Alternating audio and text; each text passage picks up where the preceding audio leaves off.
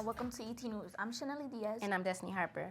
Chanelly and I are really excited about this episode our team has created for February events. Some of those include a look at how mental health is being addressed in our school, and also information about a reopening here on campus. That story ahead, but first. It was senior night for boys basketball, and our own ET reporter, DJ, caught up with a couple of the players to talk about the game and their plans for the future. I'm Deshaun Jackson. I go by DJ, and today I'm with Journey Higdon. What grade are you in, Journey? I'm a senior. Okay. So first I want to ask, what makes you want to play basketball? Like, where does your passion come from? Basically, just growing up watching my older cousin play basketball. Really, that's really it. So right now, Journey has 8 points per game, 6 assists per game. I want to know, what are you doing after high school? I will be going to college for architecture, and after I will be doing real estate. All right, that's a good plan. I'm with JKL Diaz, And what grade are you in, JK? class 2024. Okay. You a senior? Yeah. Okay, all right. I want to know, what makes you want to play basketball? I tried to see the NBA, and I saw a great effort of everybody, so that's why I want to play too basketball. So, do you want to play professionally? Like, what do you want to do after high school? I'm trying to go to college to play basketball over there and be more professional to go to the NBA. Okay. So, is basketball your dream? Yeah. So, who's your favorite player? Stephen Curry. Steph Curry? Yeah. Like, is it because he's a shooter? Yeah. Okay. So you can shoot the threes like him? Yeah. Okay, all right. Well, everybody, that's ET News. Thank you for joining us, JK. Part of being in a sport like basketball is learning how to build meaningful relationships and focusing on achievement. These are just two of the core principles for our school. DJ found out that these principles help to build the mission and vision of our school when he sat down with Ms. Fenton, our principal. I walk around school and I see these posters a lot. What are they about? What is the mission, vision, and intention statement? So my intention statement, I'll say my why, is to make sure students have access. It's really important to me. So to empower students, make sure they have access, make sure that things are equitable for students. So students that are here at my school should have every opportunity that other students at suburban schools or anywhere else have. And so my tagline for Edison is, Edison Tech is the premier school in Monroe County. And the reason that I say that is because we have so much to offer here by way of our career technical education programs and even our P-Tech program, which is a 6-year program where students can actually acquire an associate's degree. There's just so many opportunities for students to thrive. And so, of course, our mission here is to inspire, teach, transform, and impact the world. So we're not just looking at, the here and now, but we're looking at the future. And our vision at Edison is to develop generations of world changers, positive world changers, who invent their futures. We call our students here at Edison inventors. So our students they're innovators, they're inventors. They think outside of the box, right? So we're developing analytical skills, critical thinking skills amongst our students, and it's really important for our students to leave college and career ready from Edison Tech. Ms. Fenton's full interview can be found online. A link will be sent out later this week. The grand reopening of the Edison Cafe happens this week. It's a soft open where you can get breakfast menu items from 8:30 to 1. Starting next week, the cafe will be open for both breakfast and lunch Tuesdays through Fridays for faculty and staff. New items, including the salad bar, will be offered daily. From volunteer to art teacher, Mr. Hoos is one of Edison's cherished staff members. His engaging personality, along with his wisdom of art, draws a lot of students to him. With more on the story, here's Nairi Walker.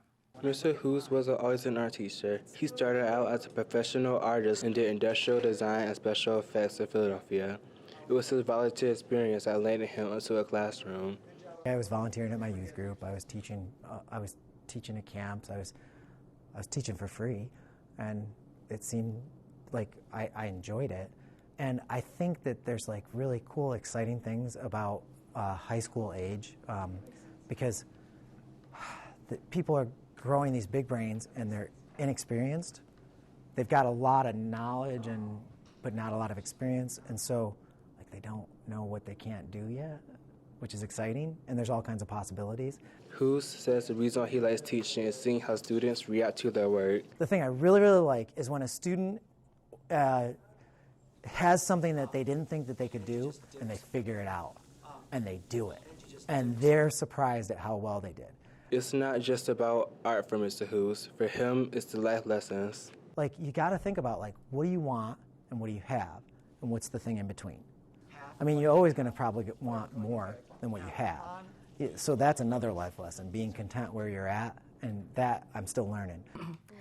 I'm sure you've heard or seen Edison's therapy dog in the halls. Therapy dogs can be very helpful for people who have social and or emotional struggles. Our very own therapy dog, Betty Sprinkles, has been an excellent help for students here at Edison. Jacob Santiago sat down with our furry friend and Dr. Monette, who talked about what dogs like Betty do. So I was wondering, what's very important about therapy dogs when it comes to them just being here in general? The most important thing about a therapy dog is their eagerness and excitement about meeting new people. Their sole purpose is to bring joy and happiness, and so the perfect dog for a therapy dog is a dog that wants to meet people and get love.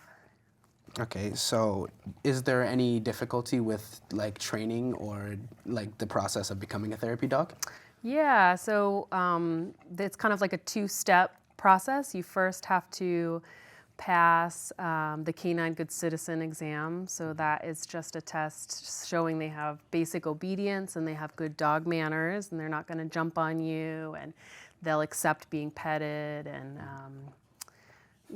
they'll walk well on a leash. And then after you pass that, then there's a second exam that they go through as a therapy dog that is kind of a little bit more extensive with making sure they're okay with walkers and wheelchairs, a lot of activity and commotion, a lot of people petting them, being okay with that. Come here, Betty.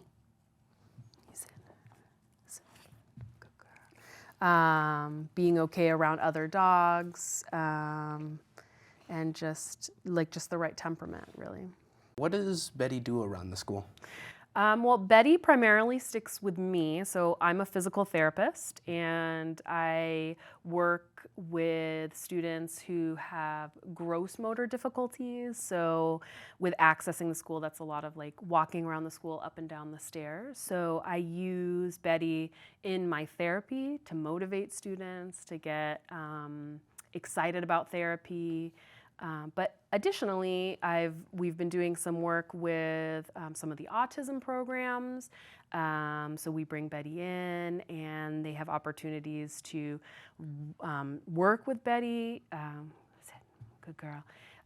By like practicing doing tricks with her. We practice sit and down. We practice talking to her and using our voices. And then additionally, Miss Felton, the principal, we've been kind of talking about other ways that we can use Betty that we haven't started yet, maybe working with students in the help zone or something like that, and more around the community, just so she can have an increased presence.